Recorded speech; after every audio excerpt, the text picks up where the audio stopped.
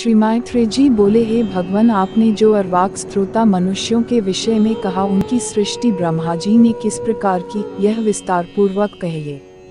श्री प्रजापति ने ब्राह्मणादि वर्ण को जिन जिन गुणों से युक्त और जिस प्रकार रचा था, उनके जो जो कर्तव्य कर्म निर्धारित किए, वह सब वर्णन कीजिए।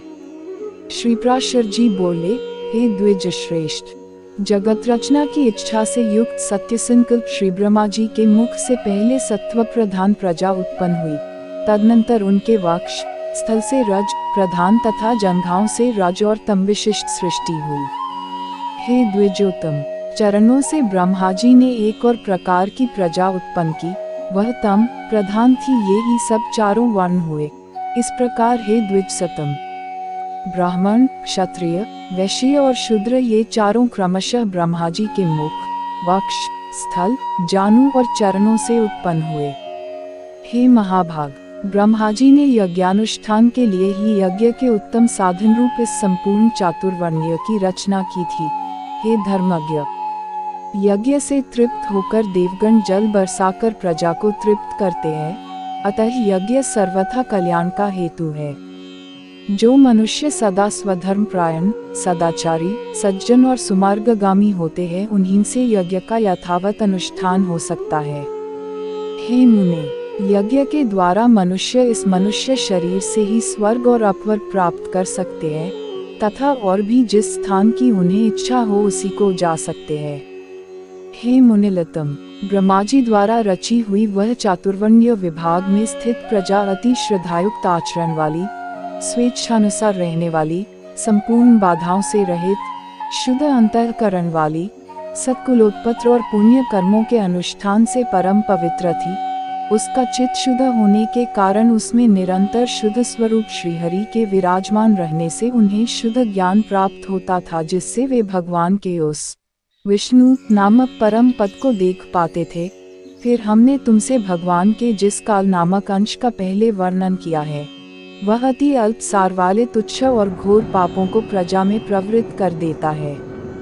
हे मैत्रेय, उससे प्रजा में पुरुषार्थ का विघातक तथा अज्ञान और लोभ को उत्पन्न करने वाला रागादिरूप अधर्म का बीज उत्पन्न हो जाता है। तभी से उसे वह विष्णु पद प्राप्ति रूप स्वाभाविक सिद्धि और रसोल्लास आदि अन्य इष्ट सिद्धियां नहीं मिलती। सत्ययुग में रस का स्वयं ही उल्लास होता था, यही रसोल्लास नाम की सिद्धि है। उसके प्रभाव से मनुष्य भूख को नष्ट कर देता है। उस समय प्रजा स्त्री आदि भोगों की अपेक्षा के बिना ही सदा तृप्त रहती थी। इसी को मुनि श्रेष्ठों ने तृप्ति नामक दूसरी सिद्धि कहा है। उनका जो उत्तम धर्म था वही उनकी तीसरी सिद्धि कही जाती है।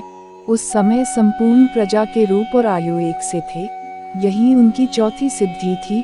बल की एकांतिकी अधिकता यह विशोका नाम की पांचवी सिद्धि है। परमात्म प्रायण रहते हुए तप ध्यानादि में तत्पर रहना छठी सिद्धि है। स्वेच्छानुसार विचरना सातवीं सिद्धि कही जाती है तथा जहाँ तहाँ मन की मौज पड़े रहना आठवीं सिद्धि कही गई है। उन समस्त सिद्धियों के क्षीण हो जाने और पाप के बढ़ जाने से फिर संपूर्ण प्रजा द्वंद, रास और दख से आतुर हो गई। तब उसने मरुभूमि, पर्वत और जल आदि के स्वाभाविक तथा कृत्रिम दुर्ग और पुर तथा खरवट आदि स्थापित किए। हे महामते, उन पुर आदिकों में शीत और घाम आदि बाधाओं से बचने के लिए उसने यथायोग्य घर बनाए। इस प्रकार शीतोष्णादि बचने का उपाय करके उस प्रजा ने जीविका के साधन रूप कृषि तथा कला कौशल आदि की रचना की। हे मुने, धान, जौ, गेहूं, छोटे धान्य, तिल, कांगनी, ज्वार, कोदो, छोटी मटर, उड़द, मूंग, मसूर, बड़ी मटर, कुल्थी, राई, चना और सन, ये 17 ग्राम्य औषधियों की जातियां हैं। ग्राम्य और वन्य दोनों प्रकार की मिलाकर कुल 14 औषधियां याज्ञिक है। उनके नाम ये है: धान, जौ, उड़द, गेहूं, छोटे धान्य, तिल, कांगनी और कुल्थी, ये 8 तथा शामक, नीबार, वनतिल, गवेधु, वेणुयव और मरकट, ये 14 ग्राम्य और वन्य औषधियां यज्ञानुष्ठान की सामग्री है और यज्ञ इनकी उत्पत्ति का प्रधान हेतु है। यज्ञों के सहित ये औषधियां प्रजा की बुद्धि का परम कारण है, इसलिए इहलोक परलोक के ज्ञाता पुरुष यज्ञों का अनुष्ठान किया करते हैं। हे मुनिश्रेष्ठ, नित्य प्रति किया जाने वाला यज्ञानुष्ठान मनुष्यों का परम उपकारक और उनके किए हुए पापों को शांत करने वाला है। हे महामुनि, जिनके चित्त में काल की गति से पाप का बीज बढ़ता है, उन्हीं लोगों का चित्त यज्ञ में प्रवृत्त नहीं होता। उन यज्ञ के विरोधियों ने वैदिक मत, वेद और यज्ञादि कर्म सभी की निंदा की है। वे लोग दुरात्मा, दुराचारी, कुटिलमती, वेद विनिंदक और प्रवृत्ति मार्ग का उच्छेद करने वाले ही थे। हे धर्मवानों में श्रेष्ठ मैत्रेय, इस प्रकार कृषि आदि जीविका के साधनों के निश्चित हो जाने पर प्रजापति ब्रह्मा जी ने प्रजा की रचना कर उनके स्थान और गुणों के अनुसार मर्यादा, वर्ण और आश्रमों के धर्म तथा अपने धर्म का भली प्रकार पालन करने वाले समस्त वर्णों के लोक आदि की स्थापना की। कर्मनिष्ठ ब्राह्मणों का स्थान पितृलोक है, युद्ध क्षेत्र कभी न हटने वाले क्षत्रियों का इंद्रलोक है, तथा अपने धर्म का पालन करने वाले वैश्यों का वायुलोक और सेवा धर्म प्रायण शूद्रों का गंधर्वलोक है। 88,000 ऊर्ध्वरेता मुनि है, उनका जो स्थान बताया गया है वही गुरुकुलवासी ब्रह्मचारियों का स्थान है। इसी प्रकार वनवासी वानप्रस्थों का स्थान सप्तर्षिलोक, गृहस्थों का पितृलोक और सन्यासियों का ब्रह्मलोक है, तथा आत्मानुभव से तृप्त योगियों का स्थान अमर पद है। जो निरंतर एकांत सेवी और ब्रह्म चिंतन में मग्न रहने वाले योगी जन है, उनका जो परम स्थान है उसे पंडित जन ही देख पाते हैं।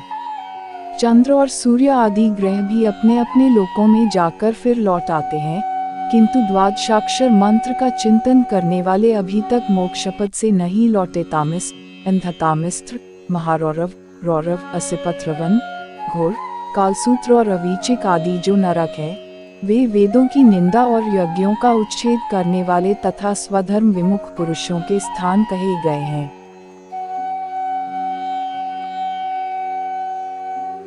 इस पुराण का अगले पार्ट आप सुनना चाहते हैं तो कृपया कमेंट करें और चैनल को सब्सक्राइब कर बेल आइकॉन को भी दबाना ना भूलें।